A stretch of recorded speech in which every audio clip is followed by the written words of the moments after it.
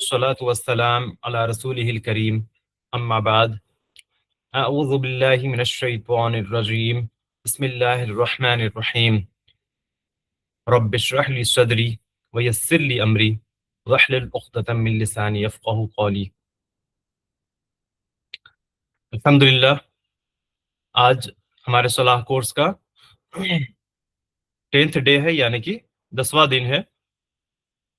9 دن کی class complete ہو چکی ہے اور اس کے بعد ایک اور کلاس ہوگی جو انشاءاللہ منڈے کو ہوگی اور وہ ہماری آخری کلاس ہوگی. تو آپ سب سے درخواست ہے، آپ سب سے ریکویسٹ ہے کہ آپ لوگ کوشش کریں زیادہ سے زیادہ لوگ جڑنے کی، اور جو بھی آپ کے آس پاس کے لوگ ہوں، جو آپ کے رشتہ دار ہوں، سب کو جوڑنے کی کوشش کریں. آخری کلاس ہوگی اور اس دن پھر دعا ہوگی انشاءاللہ، اور اس کے بعد یہ صلاح کورس کمپلیٹ ہو جائے گا انشاءاللہ. تو چلیے آگے بڑھنے سے پہلے آج ہم کیا پڑھنے والے ہیں اس سے پہلے تھوڑا سا ریویژن کر لیں کہ لاسٹ کلاس میں ہم نے کیا پڑھا. سورۃ النصر اور سورۃ المسد یعنی سورۃ اللہب پڑھا تھا. تو ریویژن اس کا کرتے ہیں. اعوذ باللہ من الشیطان الرجیم بسم اللہ الرحمن الرحیم. اذا جاء نصر اللہ والفتح. اذا کا مطلب ہوتا ہے جب، جاء یعنی آ جائے، نصر اللہ یعنی اللہ کی مدد، والفتح فتح مطلب فتح، وکٹری، جس کو ہندی میں جیت کہتے ہیں، جیتنا. تو اذا جاء نصر اللہ والفتح، جب آ جائے اللہ کی مدد اور فتح آ جائے، یہ مطلب ہوتا ہے. اس کے بعد دوسری آیت کیا ہے؟ وَرَأَيْتَ النَّاسَ يَدْخُلُونَ فِي دِينِ اللَّهِ أَفْوَاجًا. وَرَأَيْتَ یعنی اور آپ دیکھیں، ناس کا مطلب ہوتا ہے لوگ، انسان. قرآن میں کئی جگہ آپ کو ملے گا یا ایھا الناس یعنی اے لوگوں، ہے نا. اور سورۃ الناس میں بھی ہم پڑھیں گے قل اعوذ برب الناس. تو اس طرح سے ناس کر کے ملتا ہے، انسان کو یا لوگ کو کہتے ہیں ناس عربی میں. یدخلون یعنی داخل ہو رہے ہیں، فی دین اللہ اللہ کے دین میں، دین اللہ یعنی اللہ کے دین میں، اور فی کا مطلب میں. افواجا، افواجا مطلب بہت بڑے بڑے گروپ میں، فوج در فوج. تو کیا مطلب ہوا اس آیت کا؟ وَرَأَيْتَ النَّاسَ يَدْخُلُونَ فِي دِينِ اللَّهِ أَفْوَاجًا. اور آپ دیکھیں کہ لوگ داخل ہو رہے ہیں اللہ کے دین میں فوج در فوج، بہت بڑے بڑے گروپ میں اللہ کے دین میں لوگ داخل ہو رہے ہیں. اس کا مطلب کہ ایمان لا رہے ہیں، مسلمان ہو رہے ہیں. تو اللہ تعالیٰ کیا فرما رہے ہیں اپنے نبی صلی اللہ علیہ وسلم کو کہ جب آپ اذا جاء نصر اللہ والفتح، جب آ جائے اللہ کی مدد اور فتح آ جائے، جب فتح مل جائے تو پھر، اور آپ دیکھیں کہ لوگ جو ہے اسلام میں داخل ہو رہے ہیں، بڑے بڑے گروپ میں داخل ہو رہے ہیں، تو آپ کو پھر کیا کرنا ہے؟ فسبح بحمد ربک واستغفر.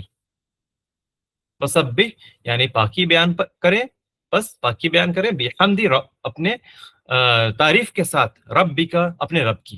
فسبح بحمد ربک یعنی بس پاکی بیان کریں حمد کے ساتھ، یعنی تعریف کے ساتھ اپنے رب کی. واستغفر اور اس سے مغفرت طلب کریں، اس سے اللہ سے توبہ کریں، اس سے معافی مانگیں، مغفرت طلب کریں. انہ کان توابا. انہ کا مطلب ہوتا ہے بے شک، اور ہو کا مطلب وہ. تو انہ یعنی کہ بے شک وہ، کانا توابا، کانا کا مطلب ہے توابا ہے، یعنی توبہ قبول کرنے والا ہے، خوب توبہ قبول کرنے والا ہے. اللہ تعالیٰ ہی بتا رہے ہیں، اللہ تعالیٰ ہی ہمیں بتا رہے ہیں کہ کیا ہے، اللہ تعالیٰ بہت توبہ قبول کرنے والے ہیں. تو ہمیں اللہ کی رحمت سے کبھی بھی مایوس نہیں ہونی چاہیے. گناہ ہر انسان سے ہوتا ہے، غلطیاں ہوتی ہیں، لیکن اللہ تعالیٰ کی رحمت سے مایوس نہ ہو کر کے اللہ تعالیٰ سے ہمیں توبہ کرنی چاہیے، سچی پکی توبہ کرنی چاہیے. کیونکہ اللہ تعالیٰ نے بتا دیا ہے کہ انہ کان توابا، بے شک وہ توبہ قبول کرنے والا ہے. لیکن توبہ کرنے سے پہلے توبہ کے جو شرائط ہوتے ہیں کہ ہمیں اپنے گناہوں پر شرمندگی ہونی چاہیے، آئندہ نہ کرنے کے دل میں اندر سے یہ ہونا چاہیے کہ میں اب اس غلطی کو، گناہوں کو نہیں ریپیٹ کروں گا. تو اس طرح سے جو شرائط ہوتے ہیں ان شرائط کو دھیان میں رکھتے ہوئے توبہ کریں اور اللہ سے امید رکھیں کہ انشاءاللہ توبہ قبول ہوگی. انہ کان توابا. تو یہ ہے سورۃ النصر. اور اس کے بعد اگلی سورت جو ہم نے لاسٹ کلاس میں پڑھی تھی سورۃ المسد، جس کو سورہ لہب بھی کہتے ہیں. اعوذ باللہ من الشیطان الرجیم بسم اللہ الرحمن الرحیم. تبت یدا ابی لہب وتب. تبت یعنی ٹوٹ گئے، یدا یعنی کہ دونوں ہاتھ، ابی لہب یعنی ابو لہب کے، وتب اور وہ ہلاک ہو گیا. تبت یدا ابی لہب وتب، ٹوٹ گئے دونوں ہاتھ، ابو لہب کے دونوں ہاتھ ٹوٹ گئے اور وہ ہلاک ہو گیا. کون تھا ابو لہب؟ اللہ کے رسول صلی اللہ علیہ وسلم کا اپنا چچا تھا، سگا چچا تھا، لیکن بہت بڑا دشمن تھا. تو اللہ تعالیٰ اس کے بارے میں کہہ رہے ہیں ما اغنا عنہ مالہ وما کسب، نہ اس کا مال اس کے کام آیا اور نہ اس کی کمائی. ما اغنا، ما کا مطلب نہ، اغنا کا مطلب کام آیا، انہو اس کو، مالہ یعنی اس کا مال، وما کسب اور جو کچھ اس نے کمایا تھا کچھ کام نہیں آیا. سیصلی نارا ذات لہب، یہ لہب کا مطلب ہوتا ہے شعلہ. تو سیصلی نارا ذات لہب، ان قریب وہ داخل ہوگا شعلے والی آگ میں، بھڑکتی ہوئی آگ میں. سیصلی مطلب ان قریب وہ داخل ہوگا، نارن مطلب آگ، نار کا مطلب ہوتا ہے آگ، ذات لہب شعلے والی آگ میں. وامرأتہ، اور اس کی بیوی بھی داخل ہوگی. اس کی بیوی جو وہ بھی پیارے نبی صلی اللہ علیہ وسلم کے بہت بڑی دشمن تھی، بہت ہی تکلیف پہنچانے کی. ان کے دروازے کے باہر کیا کرتی تھی، کانٹے دار لکڑیاں چن چن کے لاتی تھی اور رکھ دیتی تھی اور بہت کچھ کرتی تھی. تو اس کی بیوی بھی اپنے شوہر کے ساتھ بھڑکتی ہوئی آگ میں جائے گی. حمالۃ الحطب، اٹھانے والی ہے جو آگ کی لکڑی کو جو اٹھائے گی. فی جیدہا حبل من مسد، فی جیدہا اس کی گردن میں، حبل من مسد رسی ہوگی بٹی ہوئی، ٹویسٹ کی ہوئی، ایٹھن والی. جو اس کی بیوی ہے جس کو ام جمیل کہا جاتا ہے اور اس کا نام اروا بنت حرب تھا، اس کے بارے میں کہا گیا ہے، ابو لہب کی بیوی کے بارے میں. بہت بڑی دشمن تھی. تو انشاءاللہ امید ہے کہ آپ لوگ بھی پڑھ رہے ہوں گے اور کوشش کر رہے ہوں گے اپنی نماز کو بہتر بنانے کی. جیسا کہ جو کلاس ہوتا ہے میں اس کا جو PDF ہے ڈال دیتا ہوں گروپ میں، تو کوشش کرتے رہیے، جتنا ہو سکا ہے اس کو یاد کریے. اور آگے بھی یہ کورس کمپلیٹ ہونے کے بعد بھی وہ سارے PDF کو اپنے موبائل میں سیو کر کے رکھیں، اور جب بھی کبھی بھولیں اس کو دیکھ لیں اور یاد کرتے رہیں ایک ایک ورڈ کو. تو پھر جو ہمارے اس کورس کا مقصد تھا وہ مقصد پورا ہونا چاہیے اور ہماری نماز جو ہے بہتر بننی چاہیے. زندگی بھر ہماری نماز جو ہے ہم اچھی نماز پڑھیں. نہیں تو آپ سب کو پتہ ہے کہ جیسا کہ حدیث ہے کہ نماز، کسی کی نماز ایک با 10واں حصہ، 9واں حصہ، اس طرح سے حدیث ہے نا جو سب سے پہلی کلاس میں ہم نے پڑھی تھے کہ 10واں حصہ، 9واں حصہ، 8واں حصہ، 7واں حصہ ایسے کر کے قبول ہوتی ہے. تو ہم چاہیں گے کہ کوئی نہیں چاہے گا کہ میری نماز اس طرح سے ہو، ہر کوئی چاہے گا کہ میری پوری کی پوری نماز قبول ہو اللہ کے پاس. تو اس کے لیے اچھی کوشش کریں،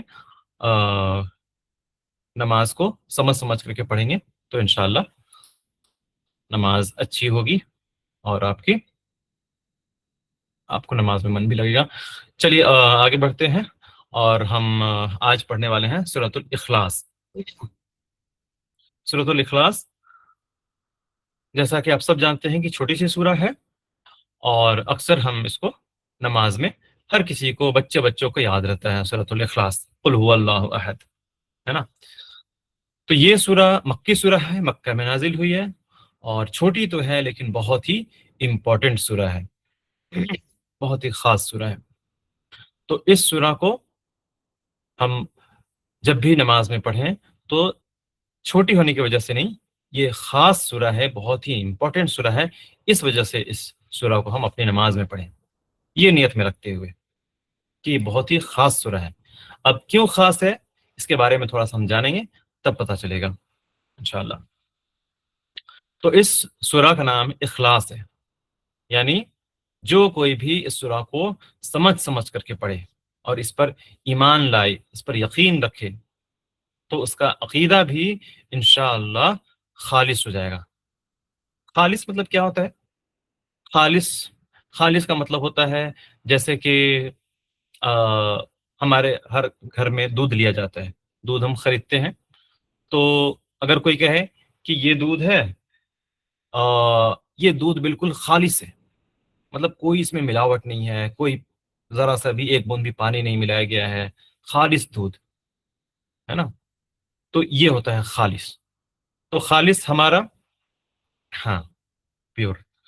تو ہمارا آ، جو کچھ بھی ہمارا اعمال ہے، اللہ پہ یقین ہے، ایمان ہے، وہ بھی ہمارا خالص ہونا چاہیے. جو کچھ بھی ہم کرتے ہیں، نماز پڑھتے ہیں اللہ کے لیے، تو صرف اللہ کے لیے ہونی چاہیے، وہ ہوتا ہے خالص. اس میں کہیں بھی کچھ ملاوٹ نہیں. کیا ہوگا مطلب ملاوٹ؟ مطلب کہ ذرا سا بھی ہمارے دل میں یہ نہیں آنا چاہیے کہ میں کسی کو دکھانے کے لیے نماز پڑھ رہا ہوں. ہم کسی کو بھی دکھانے کے لیے نماز نہیں پڑھ رہے ہیں. ہم صدقہ نکالتے ہیں، صدقہ کسی کو دیتے ہیں، ہاں، تو اس میں بھی ہمارے ذہن میں ذرا سا بھی نہیں ہے کہ میں کسی کو دکھانے کے لیے یہ کر رہا ہوں، کہ کوئی دیکھ لے کہ میں نے کتنا خرچ کیا، صدقہ کیا، کسی غریب کو کھانا کھلایا، کسی غریب کو پیسے دیے. اسی طرح سے صدقہ ہے، زکوٰۃ ہے، اور جو بھی عبادت ہے، تو وہ یہ سب ہماری جو عبادتیں ہیں بالکل خالص ہونی چاہیے. اور اس کے علاوہ ہم بہت سارے حقوق العباد کے کام بھی کرتے ہیں. اللہ کے بندوں کے کسی کی مدد کر دیتے ہیں، کبھی کوئی ضرورت مند ہے اس کی مدد کرنا، اور وغیرہ وغیرہ. کبھی کوئی پریشان حال ہے نا، تو کبھی کسی کے ساتھ کوئی اس طرح سے ہم بھلائی کا کام کرتے ہیں، تو وہ بھی ہمارا جو ہے کیا ہونا چاہیے؟ خالص ہونا چاہیے. اب اس میں خالص کیسے ہوگا اور اس میں ملاوٹ کیسے ہو جائے گی؟ اگر میں سوچتا ہوں میں نے کسی کی ہیلپ کی، میں نے کسی کی مدد کی، کوئی ضرورت مند ہے، اور میرے دل میں یہ بات رہتی ہے کہ جو کچھ بھی میں نے اس کے ساتھ کیا ہے، کچھ اس کے ساتھ بھلائی کی ہے، ہاں، وہ ضرورت مند تھا.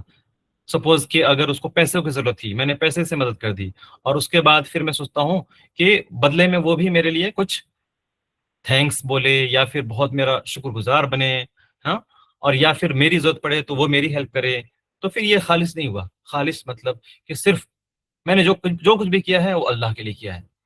بھلے ہی بدلے میں کل کو وہ مجھے کچھ الٹا پلٹا بول دیتا ہے، تو پھر میں اس کو یاد نہیں دلاؤں کہ میں نے تو کل تمہاری ضرورت پڑنے پر میں نے ہیلپ کی تھی، تم پریشان حال تھے. نہیں، میں نے جو کچھ بھی کیا صرف اور صرف اللہ کے لیے کیا. تو میں کسی اللہ کے بندے کی مدد کرتا ہوں تو صرف اللہ کے لیے کرتا ہوں، اور میں اس کا بدلہ صرف اللہ سے مجھے چاہیے، مجھے اس بندے سے نہیں چاہیے. تو یہ ہو گیا خالص انشاءاللہ. تو ہم سب یہ نیت کریں کہ جو کچھ بھی ہم عبادت کریں، جو کوئی بھی کام کریں، صرف اللہ کے لیے کریں. تو چلیے آتے ہیں سورۃ الاخلاص کے بارے میں. سورۃ الاخلاص کی فضیلت یہ ہے کہ یہ سورہ جو ہے 1/3، 1/3 قرآن کے برابر ہے. 1/3 قرآن کے برابر ہے. ایک صحابی ہیں حضرت ابو دردہ رضی اللہ عنہ، تو وہ کہتے ہیں کہ پیارے نبی صلی اللہ علیہ وسلم نے فرمایا، کیا تم میں سے کوئی شخص ایک رات میں قرآن کا 1/3 حصہ پڑھنے سے عاجز ہے؟ کیا تم میں سے کوئی شخص ایک رات میں قرآن کا 1/3 حصہ پڑھنے سے عاجز ہے؟ تو صحابہ کرام کہنے لگے، قرآن کا 1/3 حصہ کس طرح پڑھا جائے؟ تو نبی صلی اللہ علیہ وسلم فرماتے ہیں، قل هو اللہ احد، قرآن کا 1/3 حصہ کے برابر ہے. سمجھ گئے؟ قل هو اللہ احد قرآن کے 1/3 حصہ کے برابر ہے. یہ حدیث ہے مسلم شریف میں، حدیث نمبر 811. تو اس بات کو یاد رکھیں، یہ قرآن کا 1/3 حصہ ہے کے برابر ہے. تو کتنی اس کی امپورٹنس ہے. تو اس لیے جب کبھی بھی ہم نماز میں اس سورہ کو پڑھیں تو اس کی امپورٹنس سمجھتے ہوئے پڑھیں اس سورہ کو، نہ کہ اس لیے کہ صرف چھوٹی سورہ ہے. اور اس سورہ میں، سورۃ الاخلاص میں، ہمیں اس سوال کا بھی جواب مل جاتا ہے کہ ہمیں کس کی عبادت کرنی ہے، ہمیں کس کی عبادت کرنی چاہیے. اس کا جب ہم میننگ پڑھتے ہیں، ابھی پڑھنے والے ہیں، تو آپ کو اس کا جواب مل جاتا ہے کہ ہمیں کس کی عبادت کرنی چاہیے، یا پھر معبود جو ہوتا ہے وہ کون ہو سکتا ہے. تو اس سورہ کو پڑھیں گے تو ہمیں پورا کلیئر یہ پتا چل جاتا ہے کہ معبود کون ہو سکتا ہے، عبادت کس کی ہونی چاہیے. تو چلیے شروع کرتے ہیں. اعوذ باللہ من الشیطان الرجیم، بسم اللہ الرحمن الرحیم. قل هو اللہ احد، قل، قل کا مطلب کہہ دیجئے، ہوا کا مطلب وہ، اللہ اللہ کا نام ہے، احد مطلب ایک ہے، قل هو اللہ احد، کہہ دیجئے کہ وہ اللہ ایک ہے، اللہ ایک ہے نا، صرف اللہ ایک ہے، اللہ اکیلا ہے۔ تو اس بات کو میں سمجھانے کے لیے آپ کو 4 پوائنٹ بتاؤں گا مثال کے ساتھ، اس بات کو سمجھنے کے لیے، ٹھیک ہے؟ اللہ ایک ہے، اللہ اکیلا ہے، اللہ اکیلا ہے۔ پہلا پوائنٹ، پہلی بات یہ کہ اللہ ذات میں اکیلا ہے۔ کیا مطلب؟ اللہ ذات میں اکیلا ہے مطلب کہ اس کا کوئی ماں باپ نہیں ہے، اس کا کوئی بھائی نہیں ہے، اس کا کوئی بہن نہیں ہے، اللہ کا کوئی بیٹا نہیں ہے، کوئی بیٹی نہیں ہے، کوئی رشتہ دار کوئی بھی نہیں ہے، بالکل اکیلا ہے، اللہ ذات میں اکیلا ہے۔ اللہ، دوسری بات کہ اللہ صفات میں اکیلا ہے۔ صفات تو سمجھتے ہوں گے آپ سب، اللہ اپنی صفات میں بالکل ہی ایک ہے، اس کے جیسے صفات والا کوئی بھی نہیں ہے نا، کوئی جو صفات اللہ سبحانہ و تعالیٰ میں ہے ویسی صفات کسی میں نہیں، کسی میں بھی نہیں، انسان سے لے کر کے کوئی بھی مخلوق میں جو اللہ کی صفات ہے کسی میں بھی نہیں۔ جیسے اس کی مثال بتا دوں، جیسے کہ اللہ سبحانہ و تعالیٰ غیب کی باتوں کو جانتا ہے کہ کیا ہونے والا ہے، غیب کی ہر بات کو جانتا ہے، تو کوئی اور کوئی بھی مخلوق ایسا نہیں ہوتا ہے جو اللہ کی صفات ہے، یہ اللہ کی ہی صرف صفات ہے۔ اس کے بعد اللہ سبحانہ و تعالیٰ جس طرح سے سن سکتے ہیں ویسی صفات کسی کے اندر نہیں ہوتی ہے، اللہ سبحانہ و تعالیٰ جس طرح سے دیکھ سکتے ہیں ویسی صفات کسی کے اندر بھی نہیں ہے، اللہ سبحانہ و تعالیٰ جس طرح سے ہماری مدد کرتے ہیں کسی کی بھی مدد کرتے ہیں، ہر مخلوق کے ہر مخلوق تک کھانا پہنچاتے ہیں، ایسی صفات کسی میں بھی نہیں ہے۔ تو اس طرح سے بہت ساری صفات ہیں اللہ کے، تو اللہ اپنی صفات میں بالکل ہی اکیلا ہے، ایک ہے، اس کے جیسا کوئی نہیں۔ اس کے بعد تیسرا پوائنٹ یہ ہے کہ حقوق میں ایک ہے، حقوق یعنی کہ ہر طرح کی عبادت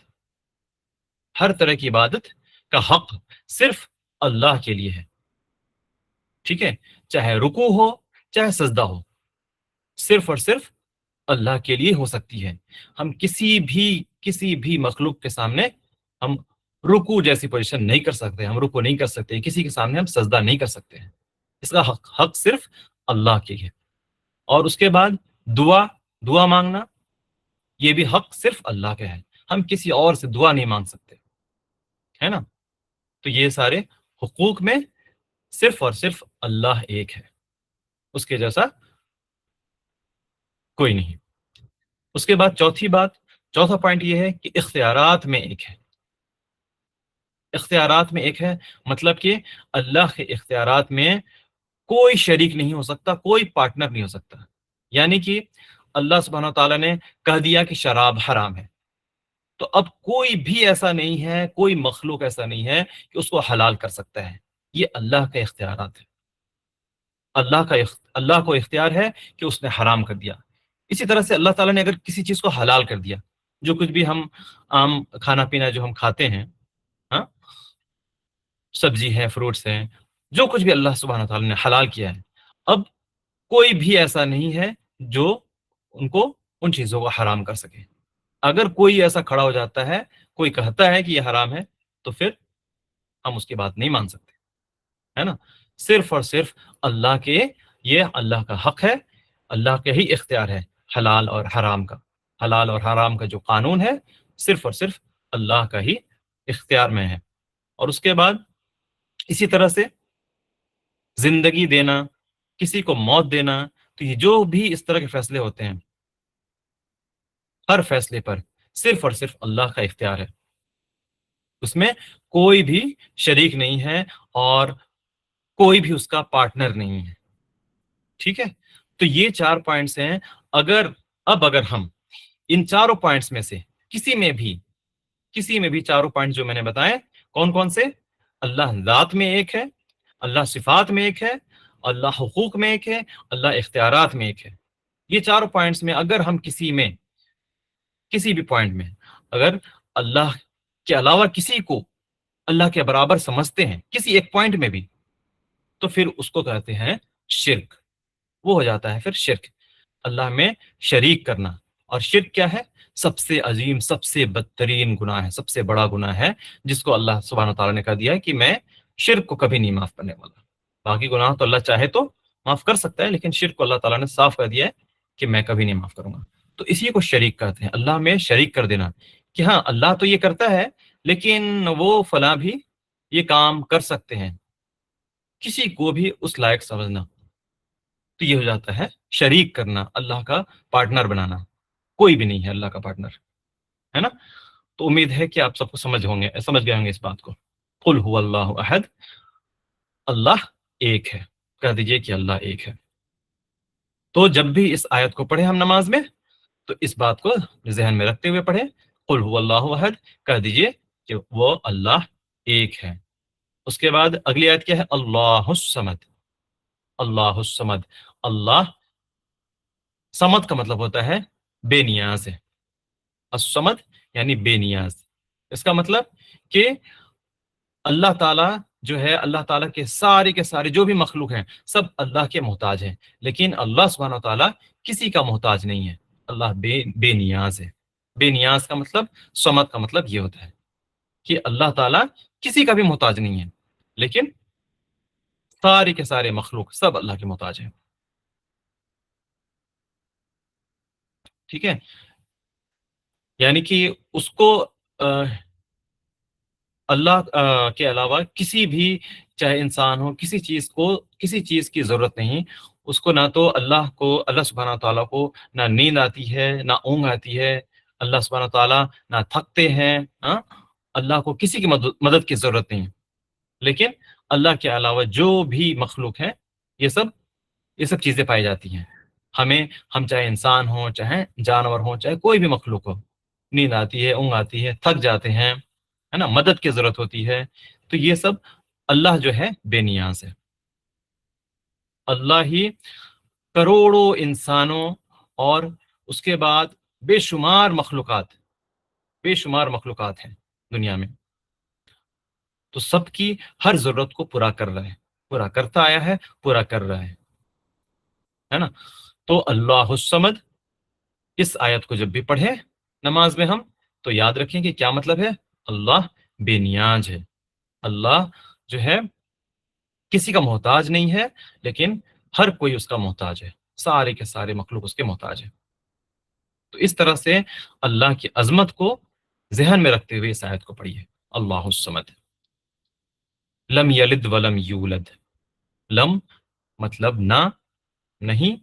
یلد کا مطلب اس نے جنا، تو اس نے جنا، اس نے پیدا کیا. لم یلد، نہ اس نے پیدا کیا. ولم یولد، ولم مطلب اور نہ، یولد وہ جنا گیا، وہ پیدا کیا گیا. لم یلد ولم یولد، نہ اس سے کوئی پیدا ہوا اور نہ وہ کسی سے پیدا ہوا، ہے نا. اللہ سبحانہ تعالیٰ کو نہ کسی نے پیدا کیا، اور اس کے بعد نہ اللہ سبحانہ تعالیٰ نے کسی کو پیدا کیا. اللہ تعالیٰ نہ کسی کا بیٹا ہے، نہ کسی کا باپ ہے. لم یلد ولم یولد. تو اس آیت سے یہ کلیئر ہو جاتا ہے. تو اس آیت کا یہ بھی ایک مطلب ہے کہ اللہ تعالیٰ ہمیشہ سے ہے اور ہمیشہ رہے گا، ہے نا. یہ بھی میننگ ہو جائے گا کہ اللہ تعالیٰ کو جب کسی نے پیدا ہی نہیں کیا تو ہمیشہ سے ہے اور ہمیشہ رہے گا.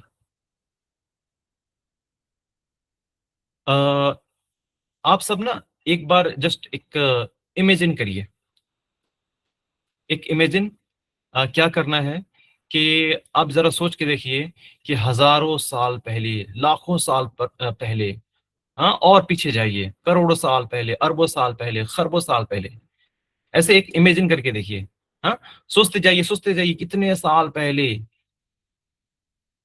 اللہ تعالیٰ اس وقت بھی موجود تھا. اتنا امیجن ہم پیچھے کرتے جائیں تو اللہ تعالیٰ اس وقت بھی موجود تھا، اور اس سے بھی پہلے اللہ سبحانہ تعالیٰ موجود. اور اسی طرح سے ایک امیجن کریے کہ اب فیوچر میں سوچتے جائیے کہ چاہے یہ دنیا ہے ایک دن قیامت آ جائے گی، سب کچھ ختم ہو جائے گا، سوچتے جائیے، لیکن تب بھی اللہ باقی رہے گا، اور اس کے بعد بھی اللہ ہمیشہ ہمیشہ رہے گا، ہے نا؟ تو اللہ سبحانہ تعالیٰ لم یلد ولم یولد، ہمیشہ سے ہے اور ہمیشہ رہے گا۔ تو جب بھی اس آیت کو پڑھیں ہم اس بات کو یاد رکھیں کہ نہ اس سے کوئی پیدا ہوا اور نہ وہ کسی سے پیدا ہوا، لم یلد ولم یولد۔ پھر اگلی آیت ہے ولم یکن لہ کفوا احد، ولم اور نہیں، یکن یعنی کہ ہے، لہو یعنی اس کا، کفوا ہمسر یعنی برابری کا، احد کوئی ایک بھی، یعنی کہ اس کا کوئی ہمسر نہیں ہے، کوئی اس کے برابر کا نہیں ہے، کوئی اس کا ایکویولنٹ نہیں ہے۔ ولم یکن لہ کفوا احد، مطلب شارٹ میں سمجھ لیے کہ اس کے جیسا کوئی بھی نہیں ہے۔ یہ ہے اللہ تعالیٰ کے بارے میں بتا رہے ہیں، اللہ سبحانہ تعالیٰ نے خود بتایا ہے کہ اللہ کے جیسا کوئی بھی نہیں، اس کے ہمسر، اس کا برابری کا کوئی بھی نہیں، اللہ کے جیسا کوئی نہیں۔ تو ہمارے دل میں اللہ کی عظمت ایسی چھا جانی چاہیے کہ دور دور تک کوئی بھی نظر نہیں آئے، نہ ذات میں، نہ صفات میں، نہ حقوق میں، اور نہ اختیارات میں۔ اربوں خربوں کلومیٹر میں پھیلی ہوئی ہے یہ کائنات، کتنے دور میں، کتنی بڑی ہے کائنات، تو اس کو ذہن میں لائیے، سوچئے کہ کتنی بڑی کائنات ہے، اتنی وسیع ہے، اتنی بڑی ہے، ہاں؟ اور اس کائنات کا، اس پورے کائنات کا خالق کون ہے؟ یہ اللہ ہے۔ اتنی بڑی کائنات ہے، اس کائنات کو چلانے والا کون ہے؟ یہ اللہ ہے۔ سب کچھ اللہ کا بنایا ہوا ہے، اس کے جیسا کوئی نہیں، کسی چیز کے بنانے میں، حکمت میں، یا پھر ہماری پرورش میں، ہمارا خیال رکھنے میں، قوت اور طاقت میں اللہ کے جیسا کوئی نہیں، محبت میں اللہ کے جیسا کوئی نہیں۔ اسی طرح سے معاف کرنے والا، اللہ تعالیٰ جس طرح سے معاف کرنے والا ہے، اس کے جیسا معاف کرنے والا بھی کوئی نہیں، اس کی جیسا دینے والا کوئی نہیں، ہاں؟ اور اس کے بعد اور کیا کہہ سکتے ہیں؟ ہم سب جانتے ہیں کہ کوئی بھی انسان کسی کے ساتھ، کسی سے کچھ مانگتے ہیں، ایک بار مانگتے ہیں، دو بار مانگتے ہیں، تو کوئی انسان زیادہ مانگنے والے کو پسند نہیں کرتا، لیکن اللہ کی کیا خاصیت ہے کہ اللہ تعالی زیادہ مانگنے والے کو پسند کرتا ہے۔ اللہ تعالیٰ اس انسان کو پسند کرتا ہے، اس بندے کو پسند کرتا ہے جو زیادہ مانگتا ہے، وہ بار بار مانگتا ہے، جو ویسے بندے کو اللہ پسند کرتا ہے۔ تو اسی لیے سمجھ جائیے کہ اللہ کے جیسا کوئی نہیں، اس کے جیسا ہر ضرورت کا محبت سے خیال رکھنے والا، ہماری ہر ضرورت کا خیال رکھنا اور محبت کے ساتھ کوئی نہیں۔ اور اللہ کے ہم سب جانتے ہیں کہ 99 نام ہے، 99 نیم ہے ان کے، اللہ سبحانہ تعالیٰ کے، اور یہ جو نام ہے 99 نام، یہ اللہ کے سارے نام اللہ کی صفات بھی بتاتے ہیں۔ آپ پڑھیے، آپ اس کو عربی میں پڑھیے، اس کا ٹرانسلیشن پڑھیے، اردو میں پڑھیے، اور دیکھیے اللہ کے ہر صفات کو بتاتا ہے۔ اللہ کا جو نام ہے، اللہ کا وہی صفات ہے، تو وہ سارے صفات میں اللہ کے جیسا کوئی نہیں، نہ کوئی تھا اور نہ کوئی ہے اور نہ کوئی ہوگا۔ تو ہم سب کی اللہ سے دعا ہے کہ اے اللہ میری یقین کو اتنا پکا کر دیجئے، اتنا پکا کر دیجئے کہ میں یہ یقین کر لوں کہ میری ہر ضرورت کے لیے اللہ تو کافی ہے نا؟ ایک حدیث بتاتا ہوں آپ کو، ایک اس سورہ سے ریلیٹڈ، یہ جو سورہ ہے سورۃ الاخلاص، تو اس حدیث کو میں بتاتا ہوں، اس کے بعد یہ کمپلیٹ ہو جاتا ہے سورہ۔ حدیث میں یہ ہے کہ ایک صحابی ہے، تو وہ نماز کی ہر رکعت میں سورۃ الاخلاص یعنی قل هو اللہ احد پڑھا کرتے تھے، اور اس کے بعد نماز میں ہر رکعت میں سورۃ الاخلاص پڑھتے، اور اس کے بعد پھر ایک اور سورہ ایڈ کرتے، اس میں ایک اور سورہ پڑھتے۔ تو پیارے نبی صلی اللہ علیہ وسلم کو یہ پتا چلا، تو انہوں نے پوچھا، انہوں نے اس جو صحابی تھے ان سے پوچھا کہ آپ ایسا کیوں کرتے ہیں؟ تو وہ صحابی کیا جواب دیتے ہیں پتہ ہے؟ وہ کہتے ہیں کہ مجھے اس سورہ سے بہت محبت ہے، سبحان اللہ، مجھے اس سورہ سے بہت محبت ہے۔ تو پیارے نبی صلی اللہ علیہ وسلم کا آپ جواب سنیے۔ پیارے نبی کہتے ہیں کہ اس سورہ سے تمہاری محبت نے تمہیں جنت میں داخل کر دیا۔ اللہ اکبر! اس سورہ سے محبت نے، جو تمہاری محبت ہے، تمہیں جنت میں داخل کر دیا۔ تو اللہ تعالی ہم سب کے دل میں اس سورہ سے اور پورے قرآن سے محبت ڈال دے۔ اچھا، اب ایک اس حدیث سے ہمیں کچھ اور سیکھنے کو بھی ملتا ہے کہ ہم سب کو غور کرنے کی ضرورت ہے کہ پیارے نبی صلی اللہ علیہ وسلم نے یہ کہا کہ اس سورہ کی محبت نے تمہیں جنت میں داخل کر دیا۔ یہ نہیں کہا کہ تمہارے جو بار بار پڑھنا ہے، بار بار جو آپ اس سورہ کو پڑھتے ہیں اس وجہ سے آپ کو جنت میں داخل کر دیا، نہیں۔ کیا کہا؟ اس سورہ سے محبت کا ذکر کیا۔ تو ہمیں اس بات سے کیا سیکھنے کو ملتا ہے کہ ہم بھی اس سورہ کو محبت سے پڑھیں، ہم اس سورہ کے لیے محبت دل میں پیدا کریں، نہ کہ صرف بار بار پڑھیں، چھوٹی سورہ سمجھ کر کے پڑھیں، ہے نا؟ تو امید ہے کہ آپ سب سمجھ گئے ہوں گے انشاءاللہ۔ سمجھ گئے تو سب ہم سب کر کے بتائیں۔ ہاں، الحمدللہ۔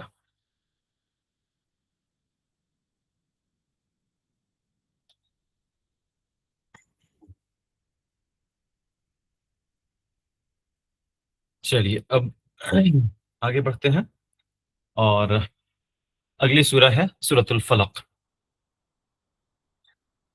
سورۃ الفلق یہ جو سورہ ہے یہ مدنی سورہ ہے، اور یہ سورۃ الفلق اور سورۃ الناس یہ دونوں سورہ کو معوذتین کہتے ہیں۔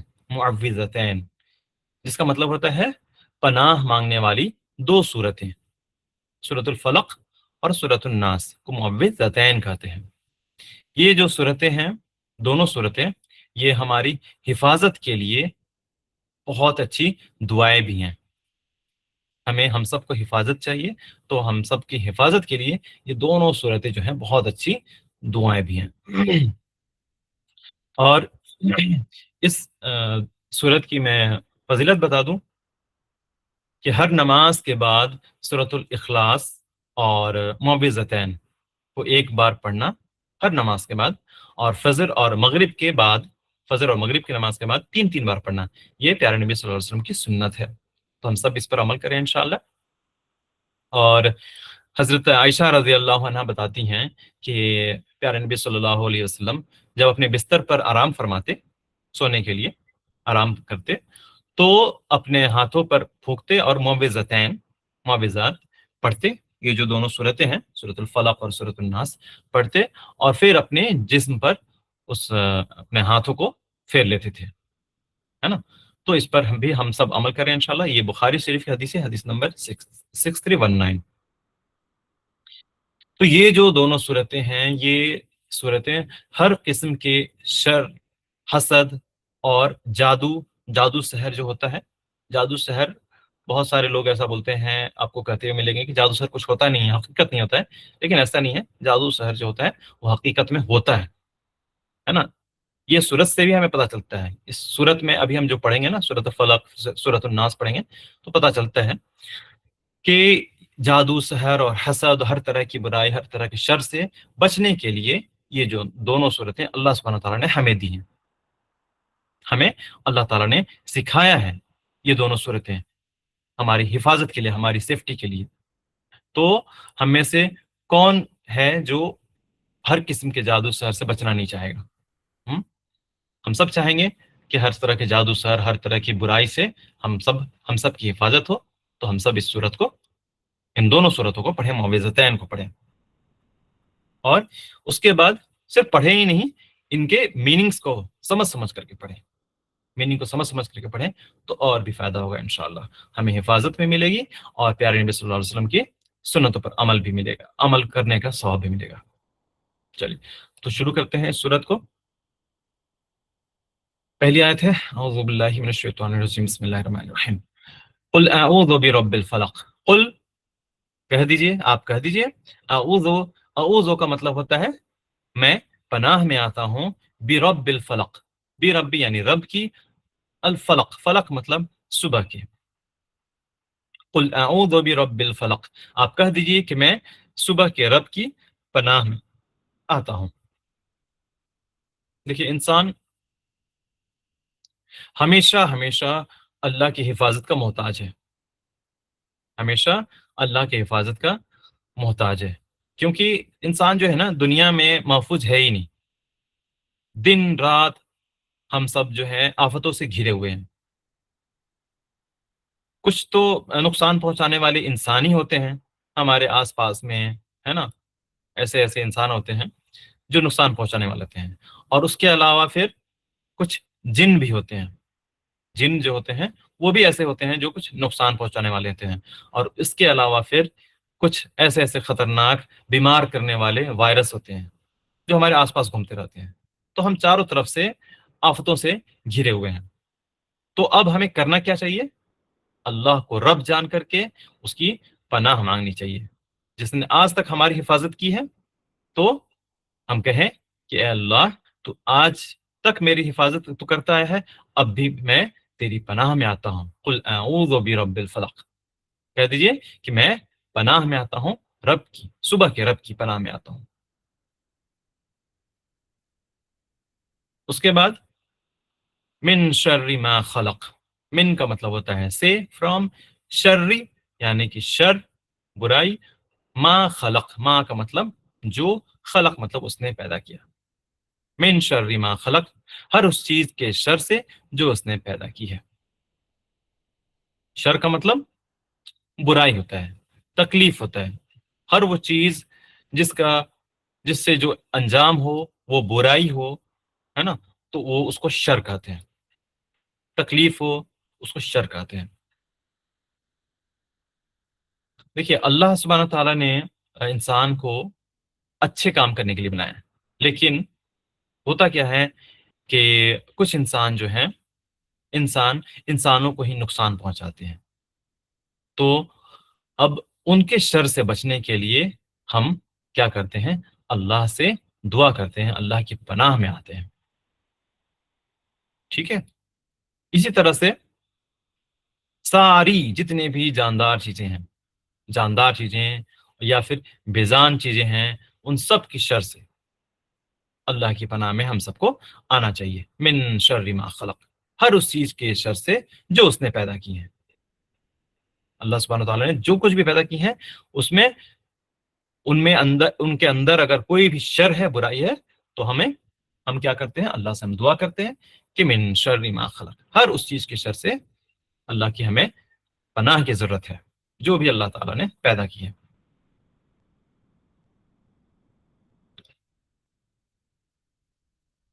اس کے بعد اگلی آیت ہے وَمِن شَرِّ غَاسِقٍ إِذَا وَقَبَ، وَمِن شَرِّ اور شر سے، غاسقن، غاسقن کا مطلب ہوتا ہے اندھیری کے، اذا کا مطلب جب، وقب وہ چھا جائے، جب وہ چھا جائے، کیا؟ اندھیری، وَمِن شَرِّ غَاسِقٍ إِذَا وَقَبَ، اور اندھیری رات کے شر سے جب وہ چھا جائے، جب اس کا اندھیرا پھیل جائے، ٹھیک ہے؟ تو رات کے جو اندھیرا ہوتا ہے نا، اکثر آدمی رات کے اندھیرے میں فری ہو جاتا ہے، رات ہوتی ہے، آدمی اپنے ہر کام سے، چاہے جاب کرتے ہوں، چاہے بزنس کرتے ہوں، جو کوئی بھی کام کرتے ہوں، اکثر آدمی فری ہو جاتا ہے۔ اب کچھ انسان ایسے ہوتے ہیں کہ خالی دماغ جو ہوتا ہے نا، پھر وہ شیطان کا گھر بن جاتا ہے، جب خالی ہو گئے، فری ہو گئے رات میں، تو پھر کچھ نہ کچھ غلط خیالات دل میں آتے ہیں۔ اسی لیے آپ دیکھتے ہوں گے کہ زیادہ تر کرائم جو ہوتے ہیں، میکسیمم کرائم رات کے اندھیرے میں ہوتے ہیں، رات کے اندھیرے میں ہی چوریاں ہوتی ہیں، لوٹ پاٹ ہوتی ہیں، ہاں، شراب خوری ہوتی ہے، زنا ہوتے ہیں، رات میں ہی لوگ اسپیشلی بیٹھ کر کے موویز دیکھتے ہیں، ہاں، تو یہ جو کچھ بھی غلط کام ہوتے ہیں، حرام کام ہوتے ہیں، وہ زیادہ تر رات کے اندھیرے میں کیے جاتے ہیں، گناہ کے کام رات کے اندھیرے میں ہو جاتے ہیں، بڑھ جاتے ہیں، تو انسان پر جو ہے نا شیطان کا کنٹرول رات کے اندھیرے میں بڑھ جاتا ہے، شیطان اور زیادہ حاوی ہو جاتا ہے اور گناہ زیادہ کرانے لگتا ہے۔ اسی لیے ہمیں اللہ کی حفاظت مانگنی چاہیے، اللہ کی پناہ میں آنی چاہیے، وَمِن شَرِّ غَاسِقٍ إِذَا وَقَبَ، اندھیری رات کے شر سے جب وہ چھا جائے۔ رات میں دیر تک اگر ہم جگتے ہیں تو پھر کیا ہوتا ہے، رات میں اگر دیر تک جگ کر کے چاہے موویز دیکھیں یا کچھ بھی کریں، اگر ضرورت نہیں ہے تو اننیسیسری، تو کیا ہوتا ہے اس کا انجام، فجر کی نماز کے لیے اٹھنا مشکل ہو جاتا ہے. ہاں، اگر فالتو کا ہم موبائل میں لگے ہوئے ہیں، سوشل نیٹ ورک میں فیس بک اور واٹس ایپ یا کچھ بھی ہم کر رہے ہیں رات میں اندھیرے میں جگ کر کے، تو اس سے ہمارا نقصان، سب سے بڑا نقصان، بہت ہی بڑا نقصان، فجر کی نماز میں ہم اٹھ نہیں پاتے، نماز قضا ہو جاتی ہے. ایسے بہت سارے لوگ ہیں، بہت سارے لوگ ہیں جو رات کے اندھیرے میں بہت رات تک، کافی رات تک جگے رہتے ہیں بنا وجہ کے، اور فجر کی نماز کا وقت جب ہو جاتا ہے تو سوئے رہتے ہیں. بہت بڑا نقصان. اور اس کے علاوہ یہ تو ہو ہی رہا ہے نقصان، یہ تو آخرت کا نقصان تو ہم کر رہے ہیں، اور تو اور دنیا کا بھی نقصان، ہماری صحت پر بھی بہت برا اثر پڑتا ہے. یہ تو آج سائنس مانتی ہے کہ رات میں زیادہ جگنا ہماری صحت کے لیے اچھا نہیں ہوتا ہے.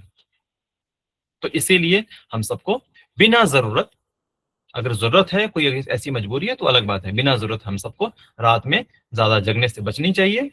ہاں، تاکہ ہم رات کے اندھیرے کے شر سے، برائی سے بچ سکیں. تو انشاءاللہ جب اس سورت کو، اس آیت کو نماز میں پڑھیں، وَمِن شَرِّ غَاسِقٍ اِذَا وَقَبَ، تو اس کی معنی کو سمجھتے ہوئے پڑھیں. کیا ہم کہتے ہیں، اور اندھیری رات کی شر سے جب وہ چھا جائے، جب اندھیری رات کا جو اندھیرا ہے وہ پھیل جائے، تو اس کے شر سے ہم اللہ کی پناہ مانگتے ہیں. اس کے بعد اگلی آیت، وَمِن شَرِّ النَّفَّاثَاتِ فِي الْعُقَدِ، اور شر سے، نفاسات یعنی پھونکنے والیوں کے، فی یعنی میں، عقد مطلب گروہوں میں، گرہ لگا لگا کر کے اس میں پھونکنے والیوں کے شر سے. یہ ہو رہی ہے جادو کی بات، جادو کرنے والوں کے بارے میں یہاں بات ہو رہی ہے. جادو جو ہے وہ شرک ہوتا ہے، اور انسان کے لیے بہت بڑی آزمائش بھی ہے. اس میں آپ دیکھیں گے کہ زیادہ تر لوگ، اچھے خاصے لوگوں کا اس میں جادو کے چکر میں اپنا عقیدہ جو ہے خراب ہو جاتا ہے، ڈگمگا جاتا ہے.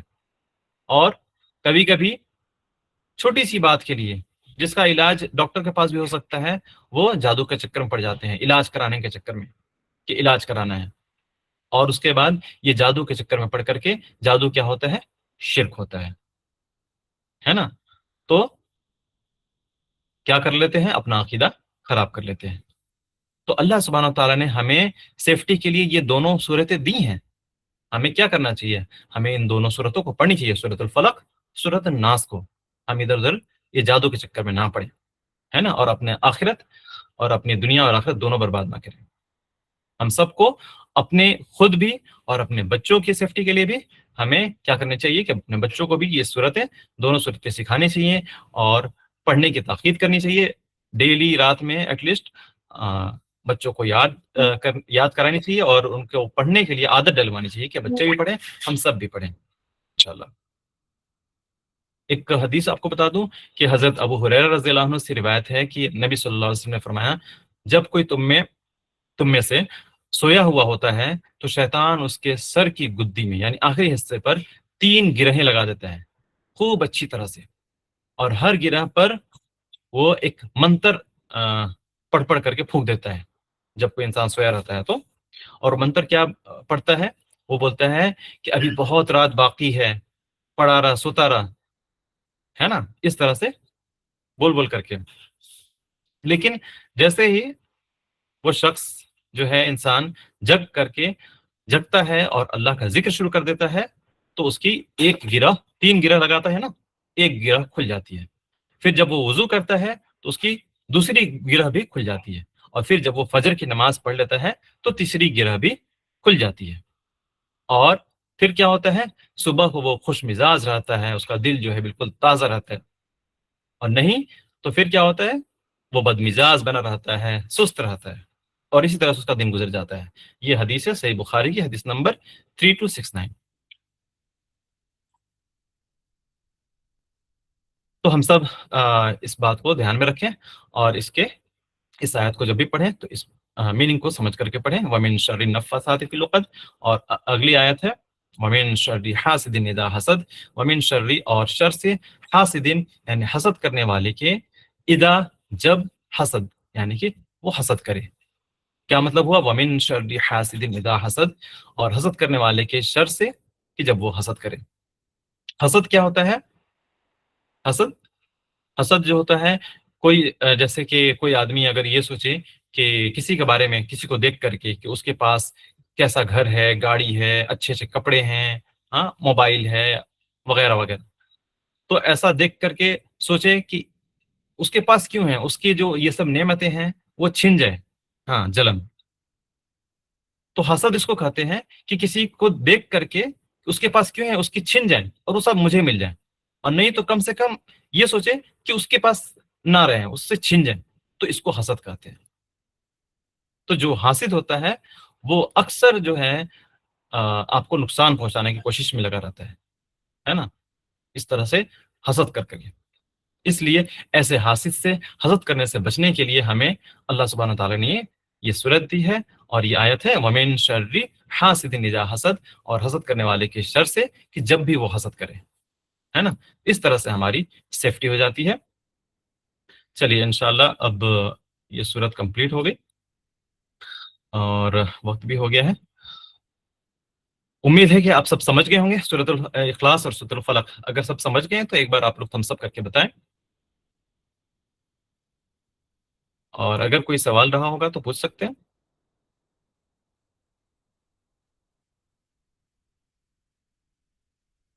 ٹھیک ہے الحمدللہ. ہمارے مفتی صاحب بھی جوائن کر گئے ہیں. السلام علیکم حضرت. السلام علیکم ورحمۃ اللہ وبرکاتہ.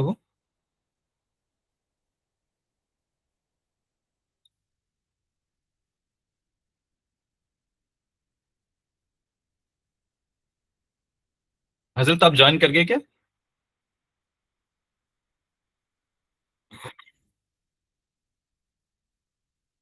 السلام علیکم ورحمۃ اللہ وبرکاتہ.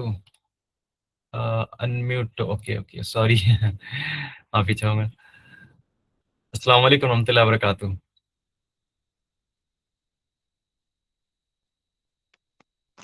سر میم نے وعلیکم سب کو السلام ورحمۃ میوٹ اللہ کیا ہوا ہے. وبرکاتہ. آپ نے- جی حضرت خیریت سے ہیں؟ جی اللہ کرم، آپ بخیر ہیں؟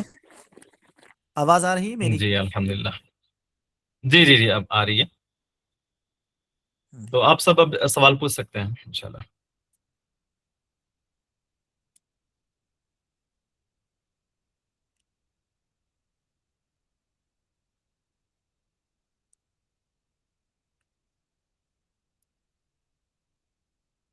جی السلام علیکم ورحمۃ اللہ وبرکاتہ. جی کسی کا بھی کوئی بھی سوال ہو تو وہ پوچھ سکتے ہیں، ٹائپ بھی کر سکتے ہیں اور چاہیں تو ویسے پوچھ لیں. السلام علیکم ورحمۃ اللہ وبرکاتہ. وعلیکم السلام ورحمۃ اللہ وبرکاتہ.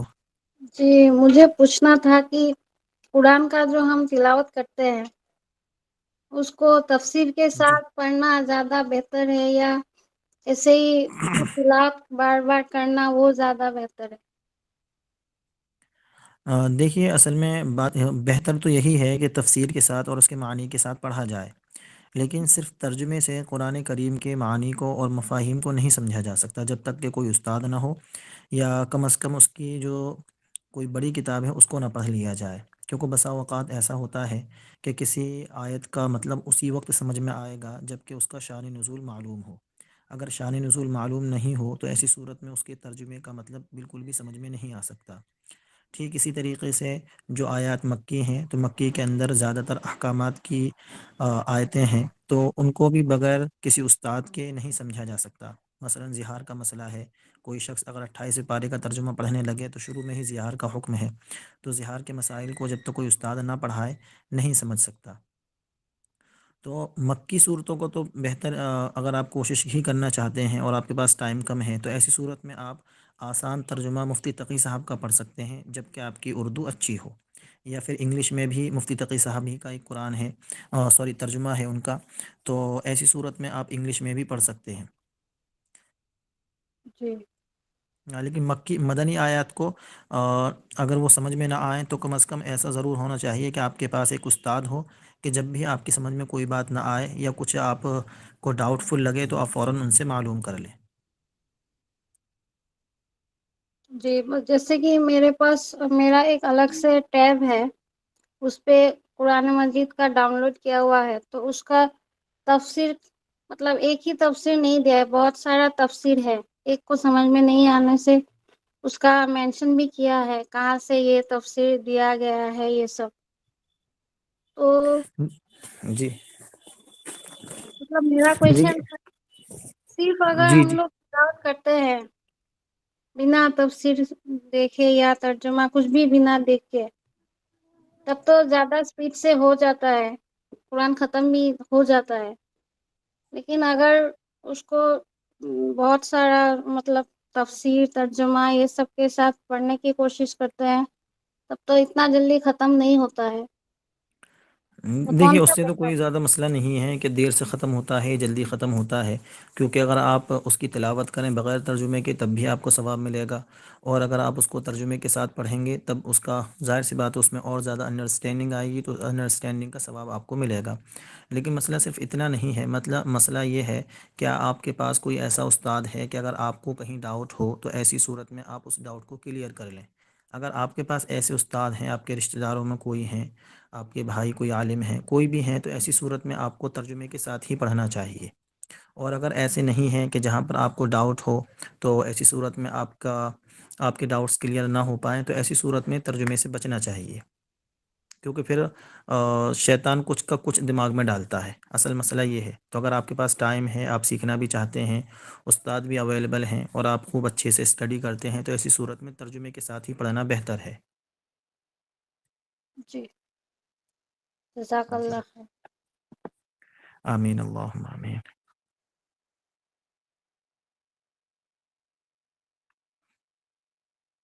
سوال کیا ہے؟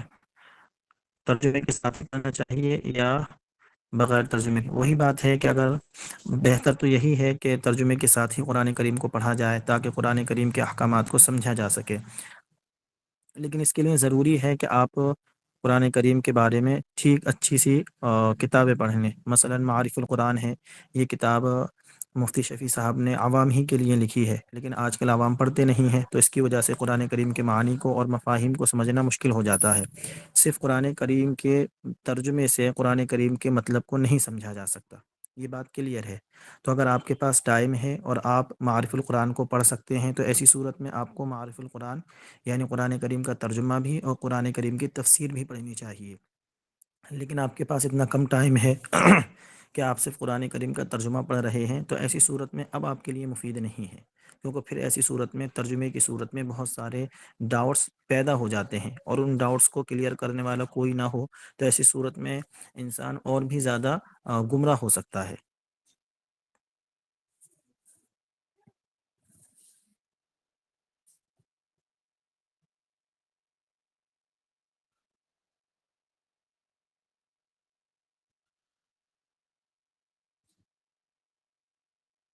کسی اور کا کوئی اور سوال؟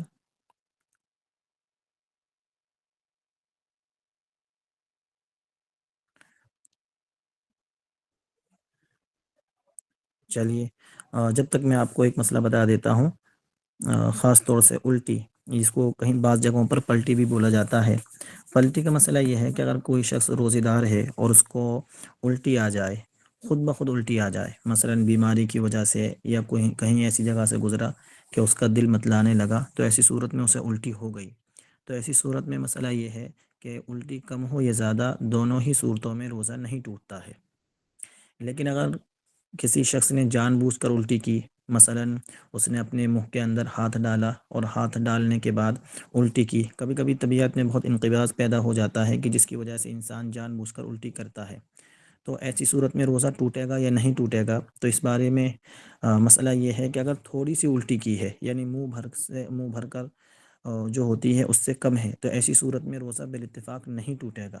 اور اگر منہ بھر کر یعنی خوب بہت سی الٹی ہوئی ہے تو ایسی صورت میں روزہ ٹوٹ جاتا ہے. مفتبی قول یہی ہے، اس میں اختلاف ہے، لیکن مفتبی قول یہ ہے کہ ایسی صورت میں بہتر یہی ہے کہ بعد میں ایک روزے کی قضا کرے.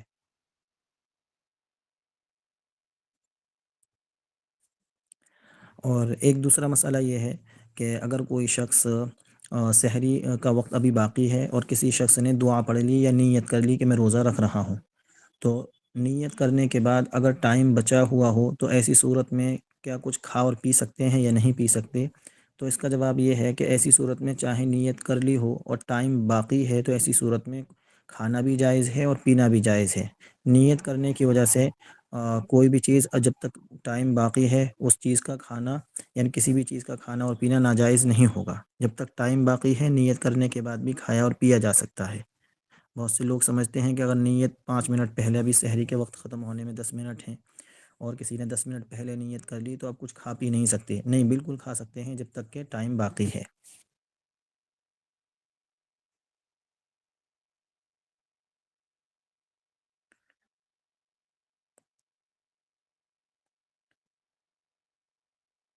کسی اور کا کوئی اور سوال ہے؟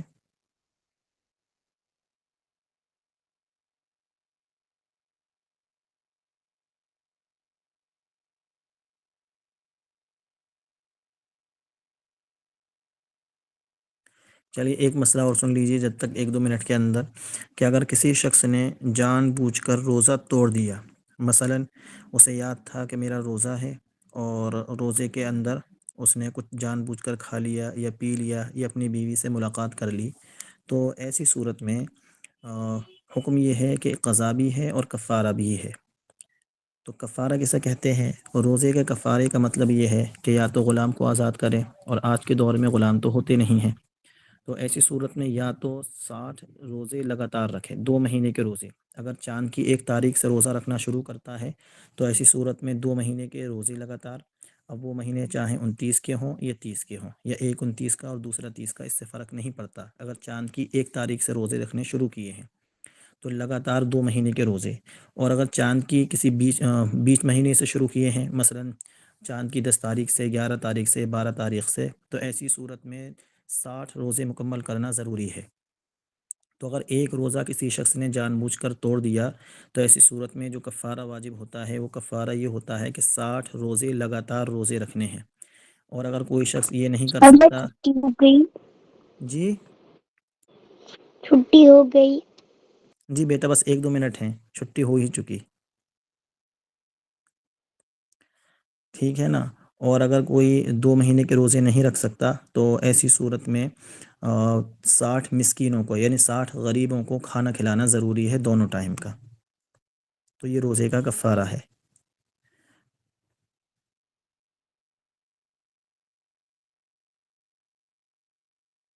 اللہ آپ کے فادر کی صحت، آپ کو فادر کو صحت کاملہ دائمہ مستمر عنایت فرمائے۔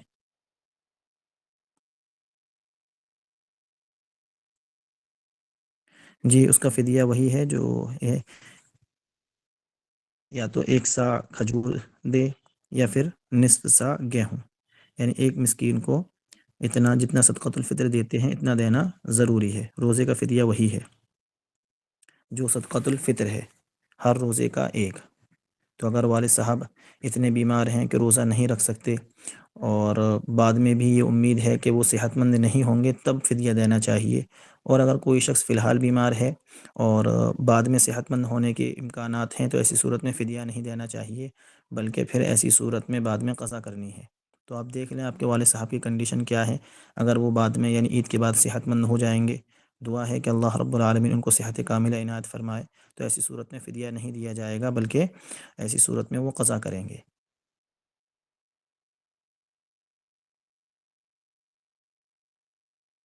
تو ایسی صورت میں فدیہ دیا جائے گا۔ اگر وہ مطلب بہت بوڑھے ہو چکے ہیں اور وہ روزے نہیں رکھ سکتے تو ایسی صورت میں فدیہ واجب ہے۔